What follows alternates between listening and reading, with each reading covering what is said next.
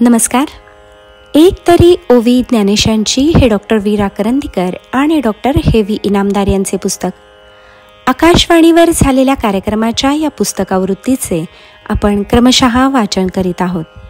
आजचा भाग. ना तरी अंधाराचे निरोखे, जैसी डोळा रोविजती नखे, तैसा कर्मद्वेषे अशेखे, कर्मेची सांडी. ज्ञानेश्वरीतील अध्याय 18, ओवी क्रमांक 178. कर्मत्यागाच्या बाबतीत बोलायचं झालं तर त्याग 3 प्रकारचा आहे असं भगवंतांनी अर्जुनाला आधीच सुचवलं आहे. 18व्या अध्यायाच्या 4थ्या श्लोकात त्रिविध त्यागांचा उल्लेख त्यांनी केला आहे.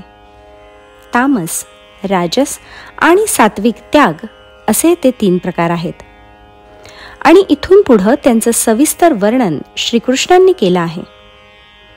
प्रस्तुत ओवीमध्ये तामस त्यागाचं स्वरूप सांगितलेलं आहे. तमोगुणापासून तो उत्पन्न होतो.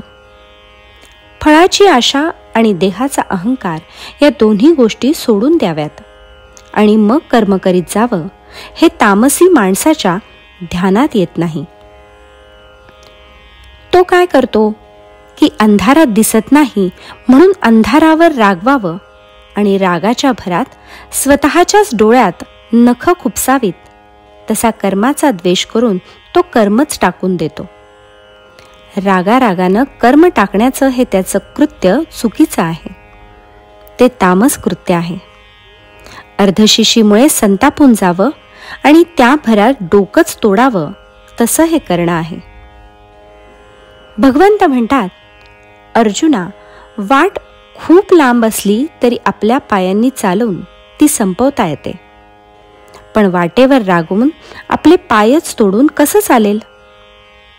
अन्न कढत आहे म्हणून काय ताटच लाथेनं उडवून द्यावं? माणूस भुकेनं कितीही व्याकुळ झालेला असला तरी अन्न फार गरम आहे म्हणून अविचार करून चालत नाही.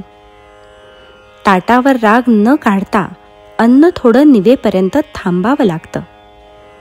पण संतापलेल्या माणसाला हा विवेक राहत नाही. तीच गोष्ट तामसी माणसाची. तो भ्रमामुळे मस्त झालेला असतो. आपलं कर्म कौशल्यानं करावं आणि ते करता करता कर्माचं बंधन चतुराईनं नाहीसं करावं, हे त्याला समजत नाही. अंधारावरचा राग आपल्याच डोळ्यांवर काढावा, तसा तामसी माणूस कर्माचा द्वेष करून कर्मच टाकून देतो. हा असला कर्मत्याग म्हणजे केवळ तामस त्याग होय.